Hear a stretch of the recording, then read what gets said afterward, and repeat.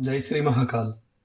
रावण परम शिव भक्त, अद्भुत श्री शिव तांडव के रचयिता, अद्भुत वीणावादक, तंत्र के प्रकांड विद्वान, रावण संहिता के रचयिता, देवताओं और ग्रहों को सदैव बंदी बनाकर रखने वाले वीर योद्धा, स्वयं श्री हरि को जिसका संहार करने के लिए अवतार लेना पड़ा, ऐसे थे लंकापति राक्षस राज रावण। रामायण के नायक प्रभु श्री राम हैं, किंतु रामायण रावण के बिना महत्व नहीं रखती। लेकिन ऐसे अद्भुत योद्धा को भी पराजय मिली, एक बार नहीं, दो बार नहीं, अपितु अनेकों बार। जी हां, श्री राम से पहले रावण अनेक बार पराजित हुआ था। लंका कांड में भी जब अंगद रावण के समक्ष सभा में जाते हैं तो रावण स्वयं का बखान करता है, स्वयं की महिमा बताता है और अपनी विजयों और यश का वर्णन करता है। तब अंगद जी रावण की पराजय गिनवाते हैं। आइए जानते हैं रावण को कहां कहां अपमान और पराजय सहनी पड़ी। प्रसंग है भावार्थ रामायण लंका कांड, पेज नंबर 806। रावण की सभा में अंगद जी रावण को उसी की पराजय का प्रसंग पूरी सभा के समक्ष सुनाते हैं। अंगद बोले, रावण ने आवेश में आकर श्वेत द्वीप जाने की मूर्खता करी। वहां विमान का उपयोग न होने के कारण तथा सेवकों को वो स्थान अगम्य होने के कारण विमान और सेवकों को पीछे छोड़कर रावण अकेले ही मूर्खतापूर्ण अभिमान धारण करके द्वीप की ओर जाने के लिए निकल गया। श्वेत द्वीप का संपूर्ण राज्य अपने अधीन करने की अभिलाषा धरकर रावण वहां गया। जिस श्वेत द्वीप में नारद जी का जाना भी संभव नहीं था, वहां नारद का प्रवेश कर पाना असंभव था। रावण 6 महीनों तक चलता रहा, फिर भी वो श्वेत द्वीप नहीं पहुंच सका। पैदल चलते चलते अपार श्रम के कारण वो थक गया। उसे न सूर्योदय का ज्ञान था और न सूर्यास्त का। अन्न और जल मिल नहीं रहा था, रुकने के लिए कोई उपयुक्त स्थान नहीं दिख रहा था। इस कारण रावण की दुर्दशा हो रही थी। आगे का स्पष्ट दिखाई नहीं दे रहा था, वापिस लौटने का मार्ग सूझ नहीं रहा था। रावण भ्रमित अवस्था में दुखी होकर उस अज्ञात स्थान पर भटकता रहा। वो विलाप करने लगा और रोने लगा, परंतु उस प्रदेश में एकाकी अवस्था में उससे हाल चाल पूछने वाला कोई नहीं था। नगर में पानी ले जाने के लिए दासियां गंगा के श्वेत प्रवाह के निकट इकट्ठी होकर आपस में बातचीत कर रही थी। रावण निश्चिंत होकर उनकी बातें सुनने लगा।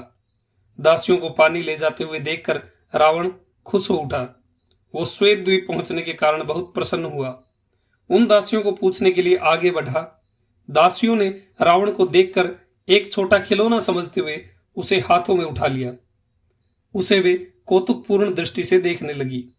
10 मुख, 20 हाथ और मुकुटों से युक्त 10 सिरों वाले रावण को विचित्र कीड़ा समझकर दासियों ने रावण को कसकर पकड़ लिया। उनकी पकड़ से छूटना रावण की शक्ति से परे था। जिस प्रकार एक शिकारी चिड़िया पकड़ता है, उसी प्रकार दासियों ने रावण को पकड़ लिया था। शिकारी के हाथ की चिड़िया केवल चूं चूं करती रहती है, उसी प्रकार रावण भी दासियों के हाथों में केवल कराहता रहा, क्योंकि उसका सामर्थ्य वहां चल नहीं पा रहा था। दशानन को पकड़ा हुआ देखकर लोगों ने उसके चारों ओर इकट्ठा होकर उसे सताना प्रारंभ कर दिया। वे सभी रावण का मजाक उड़ा रहे थे। कोई नाक में तीली डाल रहा था तो कोई चिढ़ा रहा था, कोई सिर पर टपली मार रहा था तो कोई लात मार रहा था। इस तरह अनेक भाव भंगिमाओं से उसे चिढ़ा रहे थे। कुछ बच्चे कौवे, कुत्ते, गधे, सियार तथा उल्लू की आवाजें करके रावण को चिढ़ा रहे थे। उनमें से कुछ ने रावण से कलाबाजी तक करवाई। इन सब से दुखी होकर रावण कहने लगा, मैं कहां पर आ गया।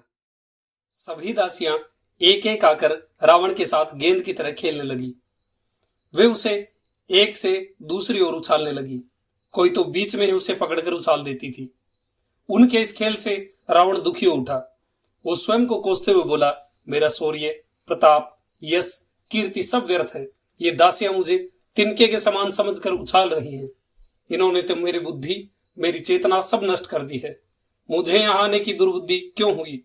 मैं इन दासियों के चंगुल में फंस गया हूं। जब वे दासियां एक दूसरे की ओर रावण को फेंक रही थी, तब रावण ने एक के हाथ में काट लिया।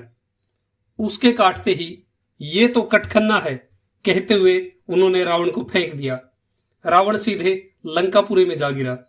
मुंह के बल गिरने के कारण उसके होठ फट गए, दांत टूट गए, नाक से रक्त बहने लगा। यह देखकर राज दरबार में हाहाकार मच गया।